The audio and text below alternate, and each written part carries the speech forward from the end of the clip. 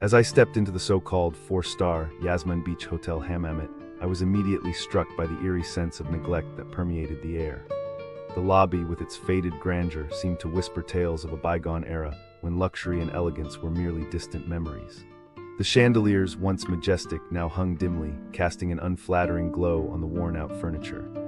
I couldn't help but think of my grandmother's stories about the communist era, when grandeur was just a facade, hiding the rot beneath. I approached the reception desk, where a harried-looking staff member greeted me with a mixture of apathy and disdain. "Welcome to Yasmine Beach Hotel," they mumbled, as if it was a chore to acknowledge my presence. The air was thick with the scent of stagnation, and I could sense the weight of their indifference bearing down on me. As I made my way to my room, I couldn't help but notice the eerie silence that filled the corridors. It was as if the hotel was a mausoleum, holding secrets and stories that it would rather keep hidden. The doors creaked, the floors groaned, and the air conditioning units rattled like old, tired sighs. Every step felt like a journey into the heart of despair. My room, with its outdated furniture and stained carpets, was a reflection of the hotel's overall negligence.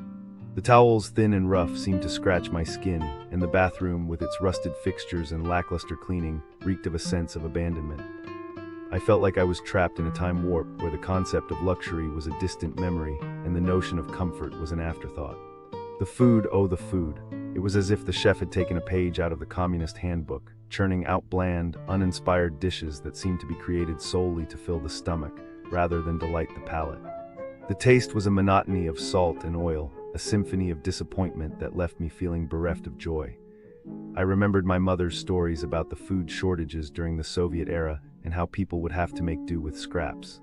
It was as if I had stumbled into a culinary time capsule where flavor and texture were mere afterthoughts. But it wasn't just the food. The service was a catastrophe, a masterclass in apathy and incompetence. The staff seemed to be suffering from a collective case of amnesia, where orders were forgotten and requests were met with a shrug and a sigh. I felt like I was trapped in a never-ending cycle of frustration, where every question was met with a maybe tomorrow or a perhaps later. It was as if they had given up, surrendering to the mediocrity that had consumed the hotel. And then there was the pool. Ah, the pool, a stagnant, algae-infested nightmare that seemed to be a perfect reflection of the hotel's overall neglect. The water was a murky green, the air thick with the smell of chlorine and defeat. I remembered the summers I spent by the lake, swimming in the crystal-clear waters, feeling the sun's warm embrace on my skin. This, however, was a dystopian nightmare, a twisted parody of a once great amenity. As I lay in bed, trying to shut out the cacophony of disappointments that surrounded me, I couldn't help but wonder what happened to this place. How did it fall so far, so fast? Was it a lack of resources, a dearth of imagination, or simply a complete and utter disregard for the well-being of its guests? I think of all the times I've stayed in hotels, all the wonderful experiences I've had. And then, I think of Yasmine Beach Hotel Hammamet and how it embodies everything that's wrong with the world. It's a monument to mediocrity, a shrine to the apathetic, and a slap in the face to anyone who dares to expect more. So, dear friends, let this be a warning to you. The businesses near Yasmine Beach Hotel Hammamet are a masterclass in disappointment. If you came here expecting quality, service, or even basic competence, prepare for a rude awakening. Let's walk through this graveyard of bad decisions so you know exactly what awaits you outside those hotel doors. Shopping, more like shoplifting from you. The shopping experience around Yasmine Beach Hotel is not just bad, it's borderline predatory. Costa Mall, for example, is less of a mall and more of a poorly disguised tourist trap. Visitors report being followed by staff like suspected criminals, overpriced junk from discount websites, and even blatant scams where items mysteriously inflate in price at checkout. One guest noticed they were charged for an item they never even had in their basket. When they asked for a receipt, the cashier claimed the machine was broken.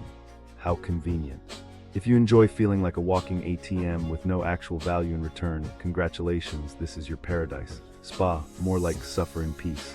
Bioazur Thalasso should be a sanctuary, instead it's a horror story. Massages here are less about relaxation and more about enduring amateur hour. Imagine booking a calming session, only to be left half naked under bright lights while your masseuse disappears mid-session without warning. Some guests reported being groped without consent, others were yelled at for arriving 2 minutes late. The hydrotherapy pools, more like lukewarm disappointment.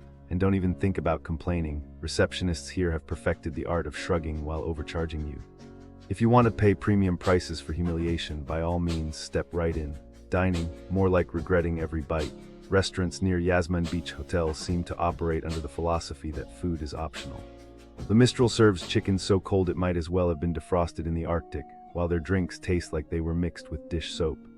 One guest ordered a pizza, received the wrong one, and watched as the staff scraped toppings off and rearranged them like a sad culinary Frankenstein.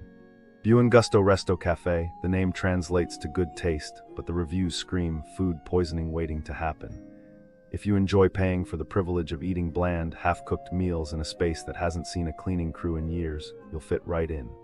Nightlife, more like daylight robbery. El Pacha Club isn't just bad, it's a scam wrapped in neon lights. Security guards harass guests for bribes just to enter, openly hit on female patrons, and inflate drink prices to absurd levels. Tourists are cornered for special fees, and if you refuse, good luck getting past the door. One family was told their son couldn't enter unless they paid off the bouncer, only for the same bouncer to then hit on the mother. The vibe. Less fun night out, more hostage situation with a DJ. The bottom line, if Yasmine Beach Hotel is your sanctuary, treat it like one, because outside those gates, the businesses operate with one goal: extracting money while giving nothing of value in return. Overpriced, underdelivered, and often outright unethical, these establishments turn what should be a relaxing holiday into a relentless hustle. Unless you enjoy being treated like a walking wallet with no rights, eat at the hotel, skip the spa, avoid the clubs, and for the love of all things holy, do not trust a single cashier. Consider this your survival guide. Proceed with caution, or better yet, don't proceed at all. So I'm looking into crimes near Yasmine Beach Hotel, Hammamet, you know. And oh my gosh, there are some crazy scams going on there. Like, you'd think it's all sunny and nice near the beach. But nope, businesses near Yasmine Beach Hotel, Hammamet, are like super shady, you know. They'll do anything to make a quick buck off unsuspecting tourists. Like, have you heard about the olive oil fraud scandal? It's crazy. This guy, a Tunisian trader, promised international companies olive oil shipments, but when the delivery date came, he vanished. Like, poof, gone. And these companies lost millions. I'm talking 80 million to 180 million. Can you even imagine? I predict the companies were like totally devastated. They trusted this guy, and he just took advantage of them. They probably thought they were getting a good deal, but nope. He was just using them, and now they're left with nothing. It's so sad. And I'm sure the guy just got away with it, living his best life, while these companies are struggling to recover. And then there's the visa and work contract agencies scam, like these businesses near Yasmine Beach Hotel, Hammamet, are promising people visas and work contracts abroad. But it's all just a lie. They take their money and disappear. I heard about this one mom who sold her furniture and jewelry so her son could pay 7,000 dinars for a work contract, and the agency just vanished. Like, how could you do that to someone? I predict the mom and son were like totally heartbroken. They thought they were getting a chance at a better life, but it was all just a scam. They probably felt so stupid, you know. Like, how could they fall for it? But it's not their fault. These scammers are just so good at making it seem real. And oh yeah, there's the fake procurement requests from storefront scam.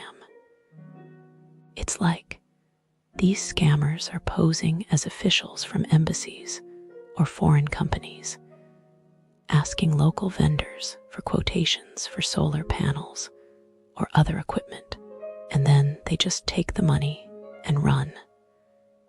Like, how obvious is that?